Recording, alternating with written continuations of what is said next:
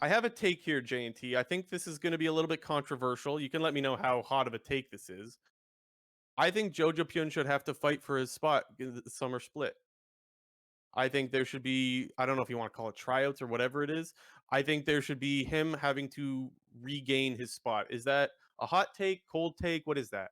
Well, I guess I I can don't. explain further if you need me to, by the way. Well, I mean, whenever you want to bring up the possibility of benching a player or potentially acquiring a new player, you obviously have to look at what the options are. So, Right. option number one would obviously be Ryoma, who is the EG. I don't know if it's challengers or prodigies. I don't know the exact name for it, but he's the guy who's under Jojopyun on Evil Geniuses, and we did see him for one game when I think it was that first COVID weekend that they had where they were playing from home, and JoJo didn't play on the Friday game, if I remember correctly. So that would be option number one.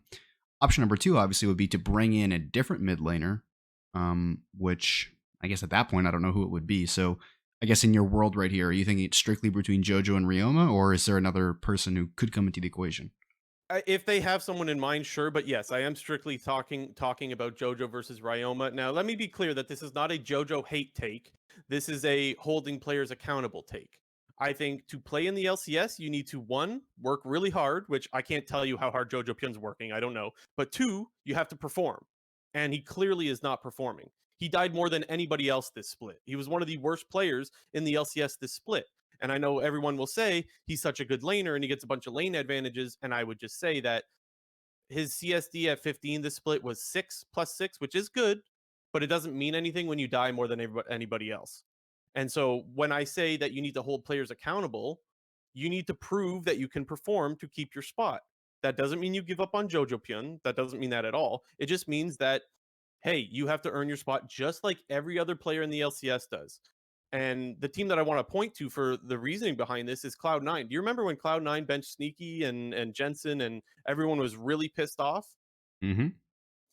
I think this is no different. I think Cloud9 set the precedent that no one has their spot secured ever, and you continuously have to work hard and perform to keep your spot. And that's what I think it is. Ultimately, if they do this, I think Jojopyun will get his spot back. And that's what I think everyone, including myself, is cheering for. Like, I don't want to see the LCS without Jojopyun.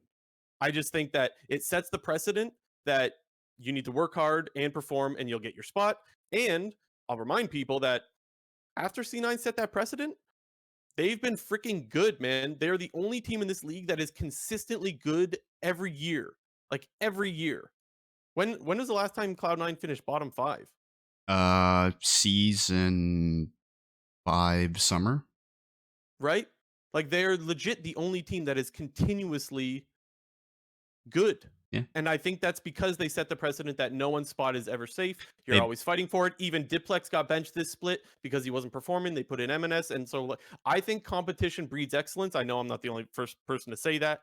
I think that's why there should be tryouts, honestly. And I think if they do that, I think you see a fire lit under JoJo's ass. And I think he absolutely tears apart the so-called tryouts. And I think he comes out on fire and we get JoJo back. That's what I think would happen. No, I think it's a good idea, and even to throw it back further than your Cloud9 reference, if we want to go really OG, like remember TSM Keith McBrief, like they thought about benching both Wild Turtle and Dyrus. I think this was in this is season 4. I think might have been season 4, if my memory serves me right. But that was when TSM Keith subbed in for Wild Turtle, and they also were thinking about benching Dyrus. This was before. No, this was definitely season 5, not season 4, by the way. But they ended up benching Turtle, brought him back in. TSM went to Worlds as number 1 seed that year after Cloud9, I think, was leading the league for the majority of that season. So I'm kind of just trying to reiterate your point that we've seen a ton of examples in the past where top teams will bench one of their star players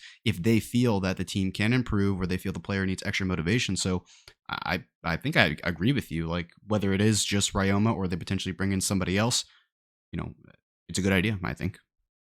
Interesting. I wasn't sure if you were going to agree with that or not. I would love to know what people think. If Well, you're watching on YouTube, leave a comment, please. I want to know if people agree or disagree but I mean, here's the because thing. I thought it would be a really unpopular opinion, and maybe it is. I don't know. How many int games did Jojopyun have? Like Like he half of the games this year? I don't know. maybe more. Like I think obviously with Jojopyun in the past, we've seen him have kind of some one-off games where Jojopyun will just straight up run it down, but primarily his good is outweighing the bad, and usually by a pretty large margin. And one of the reasons why Jojo has been one of the top mids in LCS ever since he came in.